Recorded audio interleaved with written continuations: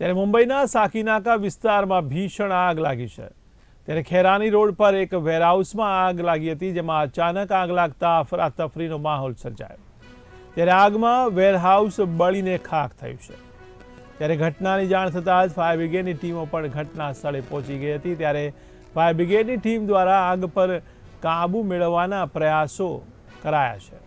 તો મહત્વના સમાચાર કહી શકાય મુંબઈથી। ત્યારે મુંબઈના સાકીનાકા વિસ્તારમાં ભીષણ આગની ઘટના બની।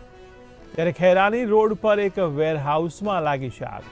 ત્યારે અચાનક આગ લાગતા અફરાતફરીનો માહોલ સર્જાયો। ત્યારે આગમાં આખું વેરહાઉસ બળીને ખાખ થયું છે। ત્યારે ઘટનાની જાણ થતાં જ ફાયર બ્રિગેડની ટીમો પણ ઘટના સ્થળે પહોંચી ગઈ હતી। ત્યારે ફાયર બ્રિગેડની ટીમ દ્વારા આગ પર કાબુ મેળવવાના પ્રયાસો ચાલુ કરવામાં આવ્યા છે। તો મહત્વના સમાચાર મુંબઈથી કહી શકાય। ત્યારે મુંબઈમાં સાકીનાકા વિસ્તારમાં ભીષણ આગની ઘટના બની છે।